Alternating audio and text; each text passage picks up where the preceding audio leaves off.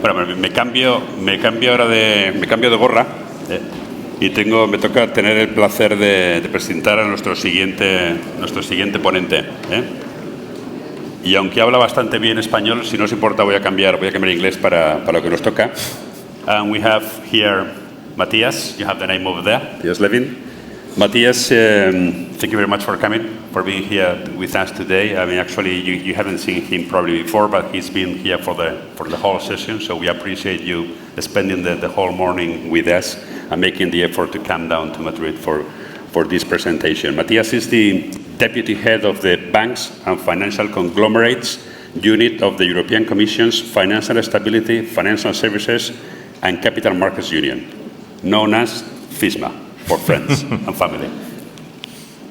Before joining FISMA, Matthias was a member of the Bureau of European Policy Advisors, which is a think tank attached to the President of the European Commission. And prior to joining the Commission, Matthias was a research fellow at the Center for European Policy Studies.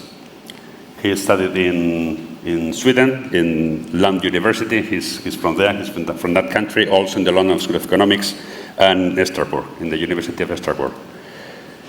He's got a very long and prospered career in regulation as a regulator in Europe. So I'm sure, Matthias, you will understand that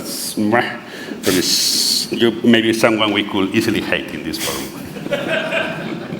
He's going to share his views about the banking policy in the European Union, what happened in the past, what's happening, and what's coming next, which is probably the most interesting part. Matthias, the stage is yours, but just before you come over here, let me remind you that you are the last obstacle between these people and lunch. Thank you. Thanks, Pepe. That's always a very enviable position to be in. I see a lot of hunger on the faces here. I'll hope that you're hungry for information as well, and maybe that may help you. Just one brief comment before venturing into the theme of my intervention. When agreeing to come here, chief risk officers, I was expecting a fairly somber crowd, tasked with focusing on everything that is dire and hard in this world, and hence a lot of gray hairs, a lot of wrinkled foreheads and the like. And I take a lot of comfort that from preceding discussions here, but both from a humoristic point of view, that you have not forgotten the importance of humor and laughing sometimes, which is very good. But more seriously, the themes that you've been discussing here and the way that you've approached them, at least judging from my fairly rudimentary mastery of Spanish, I thought it was very interesting, this translatotron that one of the previous moderators referred to. I think I wished I would have had one of those here. But still, no, the themes that you, digitization, data analytics, all the transformations that the banking system is going through for the time being, that you seem to approach these both not only with focus on threats, but also on all the opportunities that it may bring you, and the banking system as a whole. And I think that's probably a very good thing. Now, anyway, I was invited to, luckily, Pepe has already kind of focused my intervention a little bit. The title in the program was kind of The Future of Banking. I started scratching my head and that was a little bit too tight, too difficult, so I decided to kind of focus on the things we can speak about from a Brussels perspective, which is banking policy. And I'll try to focus indeed on what you label the more interesting thing, which is the future. But I think that still, before you go into the future, I think it's useful to take stock about where we stand, what we have improved, both in terms of regulation supervision, but also on the ground, of course, you guys here in the room, but what remains in terms of challenges and how that then informs our view about where we should go next. So that's what I'll do. I'll have a few slides at the beginning that kind of takes a look at about where we stand, where the European banking system as a whole stands today, and then a few slides about what are the remaining challenges, and then to close the intervention by focusing on the future policy priorities. And we have a general caveat, as I think Daniel Calleja already mentioned up front, is that the new Commission is not yet in office. So this may be subject to kind of a change, but I think that the themes that I'll outline are pretty stable. Anyway, now let's see if I'm tech savvy enough to I'm not. Should I do? I am. Excellent. So, where do we stand? I think the first thing to stress is that we come a long way since the financial crisis. At the time of the crisis, we had excessive leverage and credit growth. The markets were very complex, the products were very complex. We had high levels of systemic risk, and we had very low capacity of the system to absorb losses in the form of capital. Now, the banking system today, as illustrated by these graphs, are in a much, much, much better shape. We have moved from a situation where many banks were unable to absorb losses to a situation with much more resilient banks. And as you see today, the banking system as a whole in Europe, banks are today more solvent, more liquid, and have more stable funding and are less leveraged.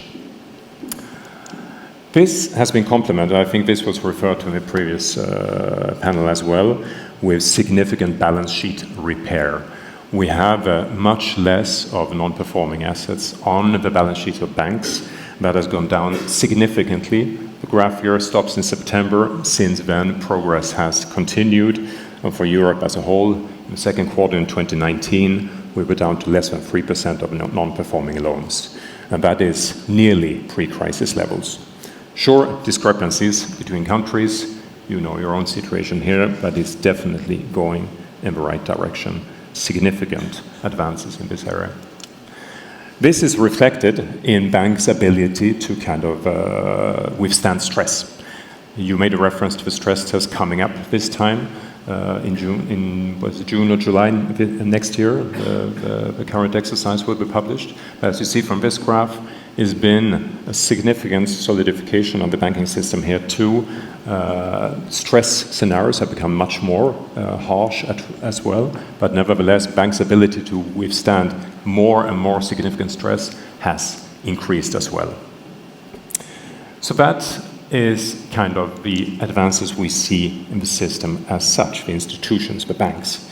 Now, this is coupled with advances on the kind of regulatory and supervisory side as well, where we now have moved from a system of supervision organized along national lines to a centralized one. And the SSM now, in the form of the ECB in the form of the SSM, is now responsible for supervising the largest banks in the EU. And this supranational level of indeed strengthens the supervision on the ground. And also, we've moved from the chaotic days of a crisis, when nobody really knew how to handle the crisis that hit us, to situations where authorities know what to do and how to do it. We now have common rules, we have common institutions, and we also have funds that make it easier to unwind failing euro area banks in a manner that minimizes costs to taxpayers. So much for the kind of positive elements. Now, in terms of remaining challenges, I think that before, on the basis of above, I think there's grounds for kind of cautious optimism, but as we all know, and as you know well in this country as well, the financial crisis leaves lasting scars, both in financial terms, but also in political terms. So I think it's fair to say that significant challenges remain. Some of these fragilities are pretty punctual, relates to specific issues. Some are broader and relates to the kind of still unfinished economic and monetary union within which we operate. And challenges are also political, that political systems and capability to act to address these challenges going forward. So I'll try and address some of these challenges in turn. Now, some of the previous panelists made reference to the general economic situation. And indeed, this is something where it's difficult to kind of determine which story you should tell. There is good grounds for telling a positive narrative. The economy is certainly in an improved situation compared to 5-6 years ago. Unemployment has come down, etc. It is recovering in that respect, but the effects are uneven. And as you can see from this graph, which is taken from the latest economic forecast of my colleagues in the economy department of the Commission, risks in terms of GDP growth in the coming years seems to be tilted towards the downside. So that is the kind of economic situation that you and we have to live with in the years to come. This is also reflected on the monetary side, as you know full well. We have had the concept of low for long establishing itself in our mindset. Now I think, as referred to some of you earlier today, we have to kind of get used to kind of low for longer situation as well, with monetary policy likely to remain in an ultra-lax mode for a fairly lengthy period of time. And you see the impact this has on the yield curve. That's one example here. And this, of course, is something that I know that you have to live with on a daily basis, which saps the strengths a little bit from the banking system, a downward drag in a sense. And that is perhaps then linked to the adjustments to the post-crisis environment, which is an ongoing story. Notwithstanding the very, very real advances in the strength of the banking system in terms of financial resilience, loss-absorbing capacity, and the like. Of course, you are still adjusting, banks are still adjusting to the new environment, the new economic environment, the new regulatory environment, and the new competitive environment. I'll come to competition in a while. But this is then reflected a little bit here. You see these fairly traditional graphs of the return on equity that the banking system can earn, which is certainly not going to go back to pre-crisis levels, and the cost of capital, which remain stubbornly high. Of course, this simple graph, EU as a whole, hides a huge amount of variation among countries, among banks, different business models and the like, but I think it's the general message nevertheless. And that kind of ongoing adjustment, I think, is reflected in the share prices of banks. And this difference that we see between the US and EU in terms of the value, the price-to-book ratios, the value that the market puts on banks, where the EU remains low, and not only low, but lower as we go on. And that is, of course, one illustration of these broader challenges in terms of adjusting to reality. And that's perhaps also something that we, as regulators, have factored in, but need to factor in when we kind of want to move the banking system to the kind of more stable and prudential and sounder environment. That's a journey that started at the height of a crisis, but which is now continuing. And there's always a balance to be had, a kind of, we know what's steady state we want to reach at the end of the day. However, we have to think about the transition, and of course, the path of the transition, the difficulty of that transition very much depends on the economic environment. So that is something that we as regulators have to factor in when we decide how fast should we go to that new environment. What types of transition do we need to make to the kind of journey? How demanding can we be in terms of loss-absorbing ratios and the like? Now, I mentioned competition, and that's obviously a theme that you have discussed here the whole morning. This graph here is one illustration of that. It kind of plots out. It's taken from a recent Bruegel report, one of the Brussels-based think tanks, that tries to look at the competition that the banks now face, and in the lower parts, the kind of competition that banks is likely to face within the next 5 years. And you've been speaking a lot about payment systems today. That is a present theme. It is going to be a theme in the future as well, as you know full well. But however, there is probably, according to these authors at least, going to be a lot of kind of competition from fintech upstarts, new entrants in other kind of core areas of what is the traditional banking profession. Now, I fully take it that this is not new. I mean, I think previous speakers also made interventionists also made reference to technology and technological developments being an inherent part in the banking profession. That is a reality you've always lived with. However, it's probably fair to say that this competitive pressure from new entrants is likely to increase, has increased in recent years, is likely to increase, and hence offers another kind of challenge in terms of potentially hollowing out the kind of profitability of banks. And now, I mean, the big techs have come up in this room. This is just a graph to illustrate the kind of the challenge that they bring, and the kind of life cycle of their business developments. First graph illustrates quite clearly that, of course, the size of a challenge may change with these guys coming in. The green on the right, that's JP Morgan, that's the biggest of the banks we have, but of course it's dwarfed by the size of the big techs, as you know full well. And it's likely, I mean, it's true we haven't perhaps seen so much of big techs really rolling out yet, but as I think echoed by the other interventions today, that is really coming. And then that brings me to a final kind of a question on this. I mean, does the advent of big tech somehow alter the way that you, in this room, most of you at least being the incumbents, the banking system, how you cooperate or how you compete with these new entrants? There I take note of a debate you had today, which seemed to kind of signal, in certain instances, cooperation. But of course, there's also hard-on competition. But I think this graph is quite interesting. It's perhaps now it's from 2018, and it illustrates, in a sense, that there's nuance to this, how you position yourselves vis-a-vis this competition. There's both threats, but as well opportunities, and that the balance here vary as well according to business lines, where perhaps the threat elements seems to be bigger in retail banking, whereas when it comes to the kind of more market side, the trading and sales, you or the banks as such who have been consulted on this seems to see technology more as an opportunity in certain business lines. So I think that is going to be quite interesting to see also how these views evolve with the advent of big techs. Now, in terms of policy priorities and building on what I just said, I'll perhaps say a few words in 4 or potentially 5 areas. Mathematics. I'll speak a little bit about the ongoing processes we have that are fairly traditional, built on strengthening the resilience of the system further.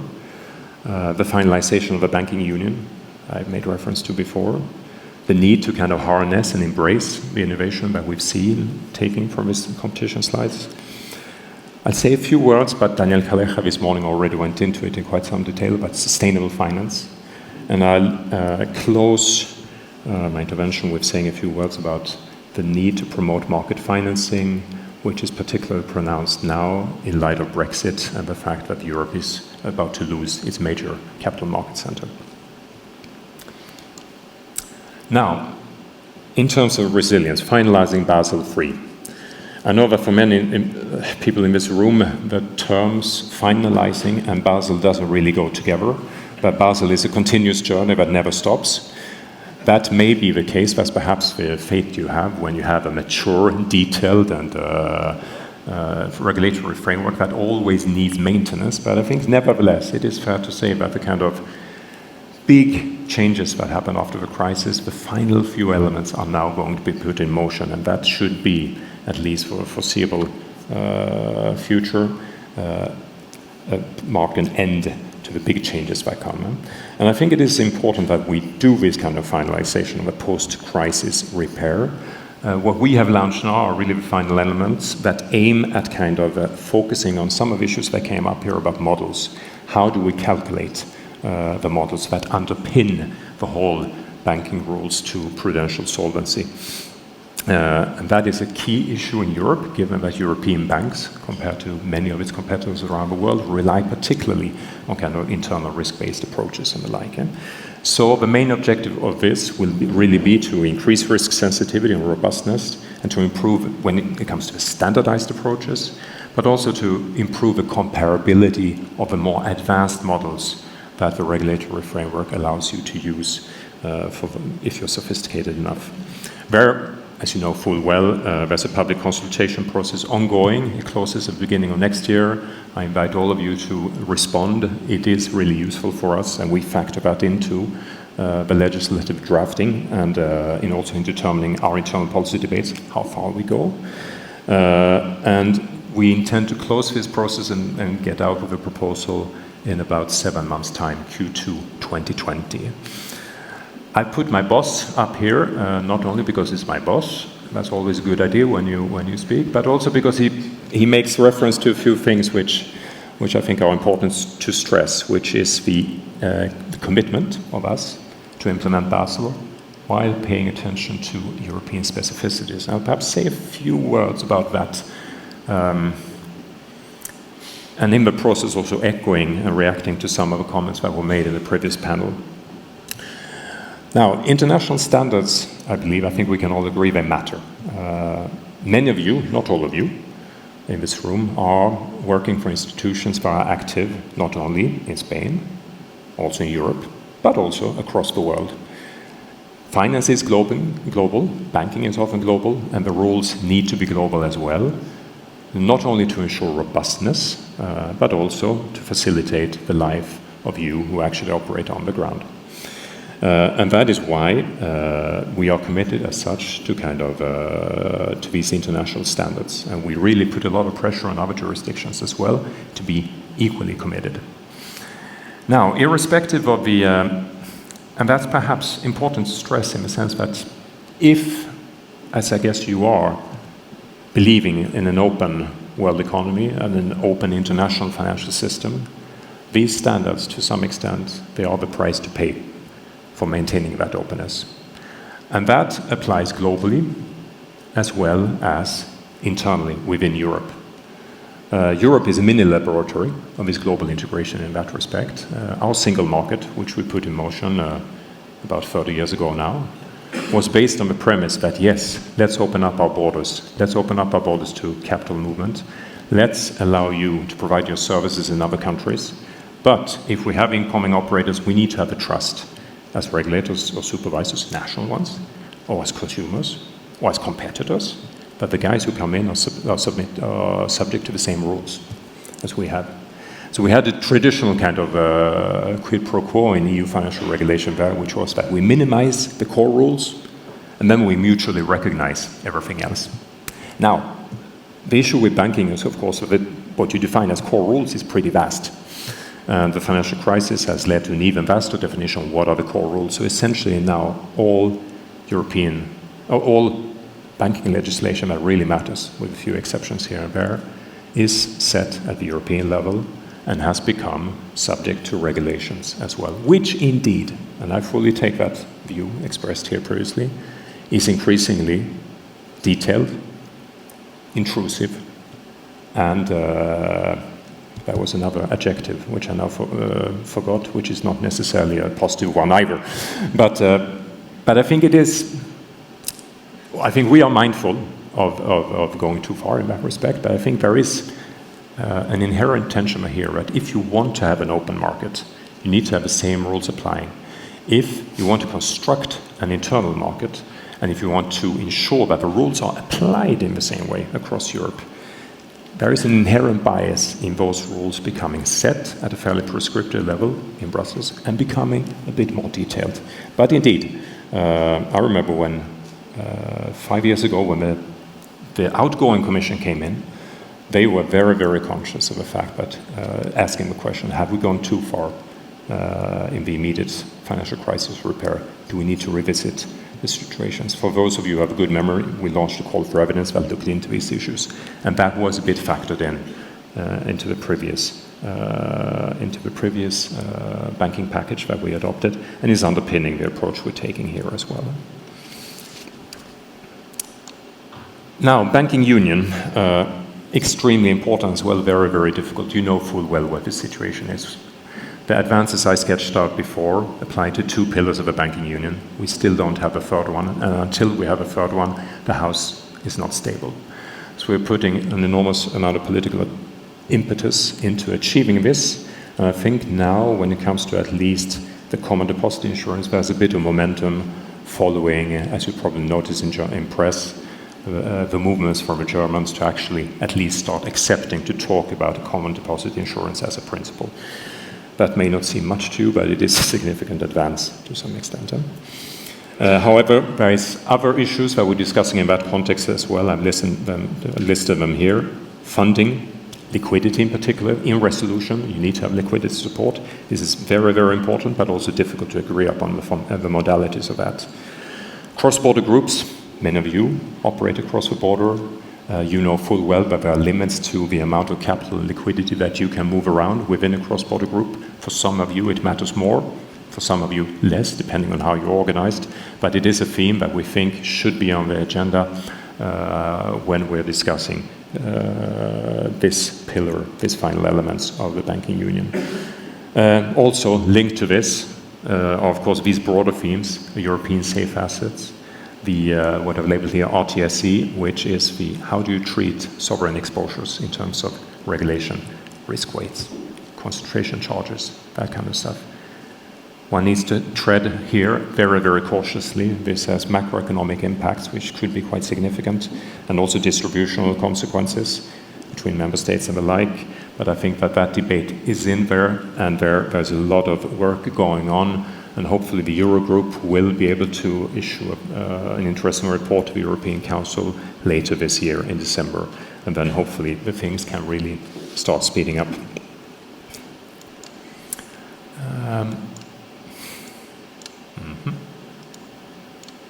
It really wants me to speak a lot about banking union. Now, digitization, irrespective. Innovation, and what attitude should we take to that as regulators? And there I think there's a clear realization, very, very strongly held in Brussels, that for the EU to compete globally, we need to be able to embrace innovation. And that means that we need to look at our regulatory frameworks in that respect as well.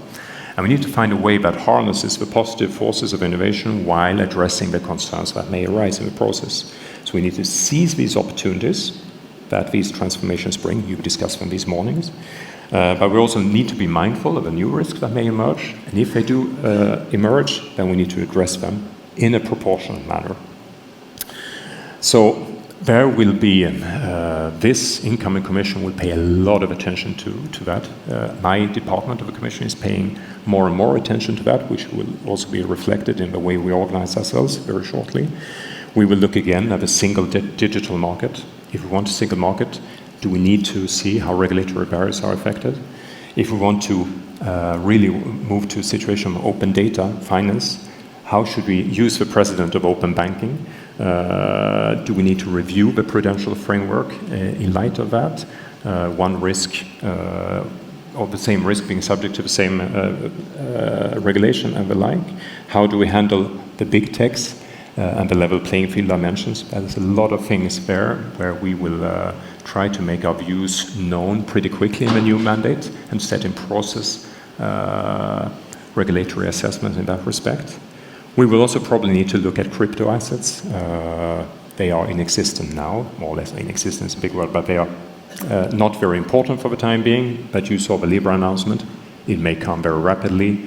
There are benefits to this. If they come, we need to address, provide a framework that allows these things to take off in a safe and sound manner. Cyber risks, operational resilience. In my opening slides, I focused a lot on the kind of financial resilience, loss absorbing capacity and the like. But we also know that the digitalization, and many banks here in this room, you've really transformed yourself already, creates new risks that may need to be addressed from a financial regulation perspective as well, to ensure that you are able to kind of recover quickly should incidents happen. So that is something we're looking into, where we may invite views from stakeholders very shortly. Yeah? Now, I'm conscious of time. I'll try to wind up. It also wants me to speak more about digitalization, but I want to start speaking about one of the final elements here, which is the Brexit dimension. Not only, but Brexit is a nice word to grab people's attention. But this is essentially an old story continuing, which is that we know that Europe's financial system is very, very bank-focused. We stand out internationally in that respect. The market financing that we do have is fairly limited, concentrated in a few financial centers. And once the UK leaves, we will need to pay more attention to have a more diversified financial system, which means that we need to kind of promote market financing. We have the Capital Markets Union plan, which has worked up to a point. I've been negotiating a few regulations in that respect that has reviewed the prudential framework of some of the actors on capital markets to ensure that they are more nimble and better able to compete and better able to provide services. But I think we need to take that further, and there's a lot of reflection in Brussels for the time being, how we can do that, how we can further intensify policy efforts. And that will probably focus a lot on SMEs, retail savings, and also, again, technology. That has an impact here as well. Now, Daniel Calleja focused a lot on this morning, so in the interest of time I will not say much, which is a bit unfortunate given that actually I think this is probably, and I agree with him, the number one policy priority for the new Commission, and that is reflected in DG FISMA, my department as well. So an enormous amount of attention going here. I take fully the point that the taxonomy is a basis on which the kind of foundation on which everything else will follow. So it is perhaps not that strange that it is heavily negotiated for the time being in Brussels. Hopefully it will be concluded quickly so that we have that basis in place so that we can then move on to the other parts. This covers a lot of ground. I think the only thing I would mention here is the interesting issue about sustainability, number 8 in prudential requirements. How do you weave that in? And there we will, of course, from Commission side, we will explore the feasibility of a green kind of supporting factor when it is justified from a risk perspective to safeguard financial stability. And there we will build ourselves, we build this assessment also on input coming from the EBA, which may not come for some time, but at least it's something that we will need to consider. So, to conclude and allow you to have lunch. We've come a long way since the crisis. The system, the banks, are in much better shape today. It's much more resilient. We now need to finalize some of the post-crisis repair. We need to complete the banking union. There are new challenges inviting themselves that you've discussed today, but we will discuss a lot in Brussels during the next mandate. Digitalization is one of them, which I will focus a lot upon. Sustainable finance is the other one. Brexit, the third one, and CMU in that respect. So that is a big agenda for the new Commission that is hopefully taking office in 2 weeks so that we can set off this work in earnest. But with this, I conclude my remarks. Thank you.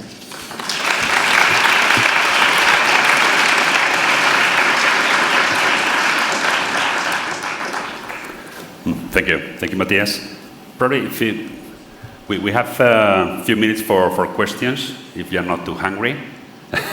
We have the clever kid in the front line to ask for. You prefer to sit there? You can sit. Yeah, I can sit as well. Yeah. Would you feel better? Working. Yeah. Thank you. I don't know if I have a question or a reflection, but I'm remembering at the beginning of the Basel III process, I'm remembering regulators saying, as you have said, that the objective of Basel III was not to increase risk-weighted assets, but to increase comparability and to increase risk sensitivity and these things. But at the end of the process in Europe, I have seen in the call for advice to the EBA an increase of risk-weighted assets around 25%. So, and I'm remembering regulators saying that the increase of risk-weighted assets because Basel III should be around 5, and now what we have seen is 25, and at the same time saying the EBA that we should not be worried about that because at the end, so banks are very conservative and they are saying these figures, but at the end these are not true. But what's your impression about this? Because in this environment with very low levels of interest rates, with a problem of profitability in the banking system, it's a good idea to ask a 25% of increase of risk-weighted assets to the financial system in Europe? It ended up in a fairly clear question, more than a reflection. No, it's a very... You are right. Yeah. No, it's a very good question as well. And I think that if we were to ask you to cough that up immediately, obviously the answer would be no, it's not a very good idea. Now, if we start playing with timing, and setting a process in motion that sets a goal later down the line. Does it become doable? À voir, as we say in French. I think this is exactly the kind of question that we are assessing internally, and I think that the question has been heavily debated already, so I think the answer may be out there, but I think that how we're going to play with the timing becomes a very important element in this respect. Exactly in light of how much do we push the system at each part of the process. We know that having a system that would end up in that situation would be a good, but how do we get there in a way that does not undermine the recovery that we're seeing? So these are exactly the kind of questions that my bosses will have to kind of decide upon on the basis of information we get from EBA and the responses we hear during the public consultation as well. Thank you. Thank you for your presentation, Matthias. A question on bank consolidation across Europe.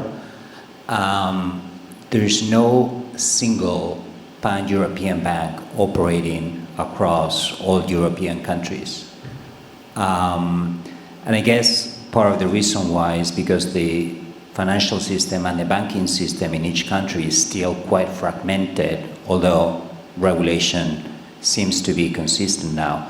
What is your view on bank consolidation across Europe, and does the European Commission have this in the agenda in terms to provide incentives to banks to create a pan-European bank?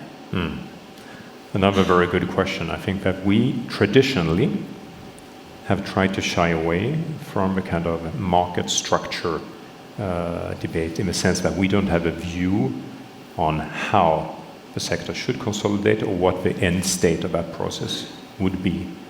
There is an argument to be had in favor of consolidation, because with scale and scope, it may be that you find it easier to kind of adapt to the new regulatory environment, that you get synergy benefits, that hence makes it, lightens the kind of business model challenges you're facing.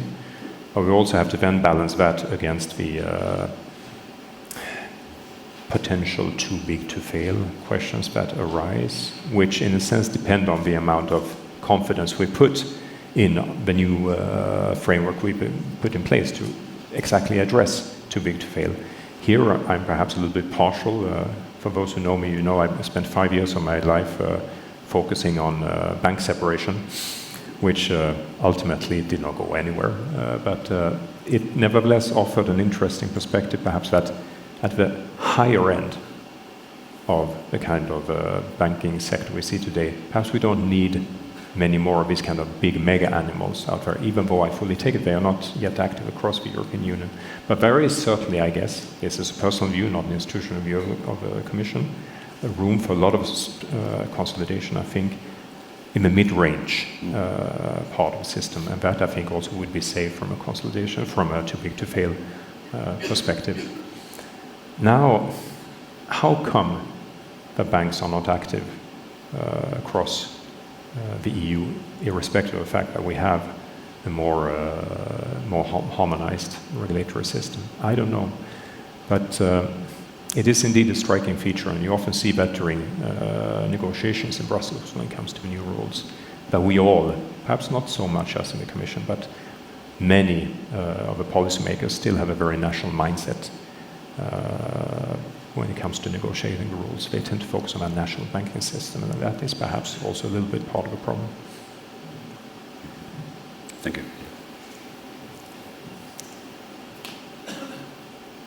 Any other question?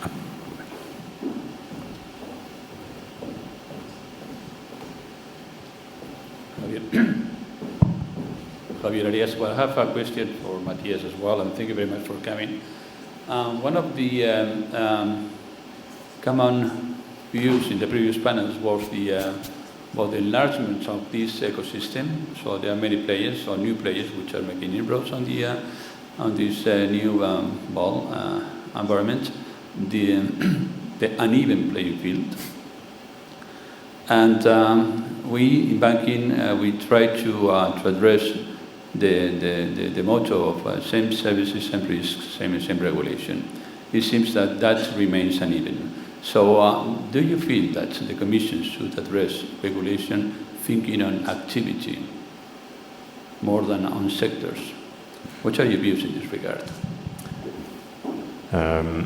This connects to an old regulatory debate where we've, say, between functional regulation and institutional regulation, where academia tends to generally think that functional regulation is to prefer because it's more neutral in terms of the same activity, the same function, and subject to the same regulation is irrespective of who provides it.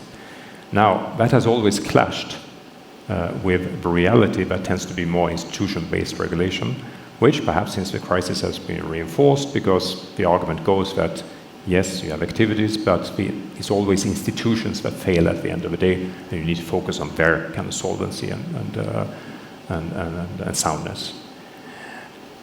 I don't know. I know that the debate is there. We've adapted our approach in some instances. For example, when it comes to payments, PSD.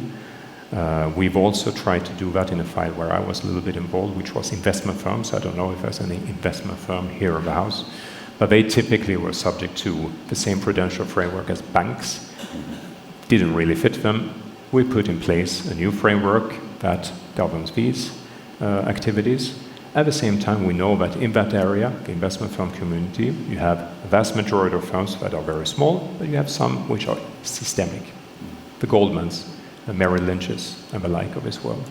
So there we had a provision that kind of enables them to, or forces them to check into the banking framework once they reach a certain size. Does that offer a model? Possibly. Does PSD offer a model that you can roll out more broadly? Possibly. But the theme is clearly there, and that is something that we will certainly kind of issue our views upon in a fairly near future, and where we would also invite views from people. And I know views are already forthcoming in that perspective. Any other questions? Anybody? Nope. You're hungry. You know that.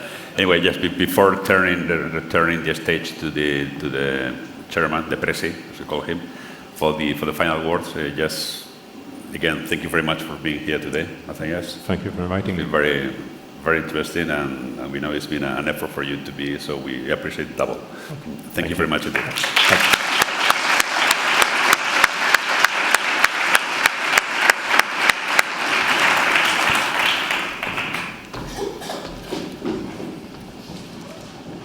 Bueno, pues muy brevemente, porque ya sé que es tardísimo y Pepe me está mirando otra vez con mala cara. Lo que sí quería agradeceros es especialmente a los que habéis aguantado hasta el final, sobre todo. Gracias a todos por estar.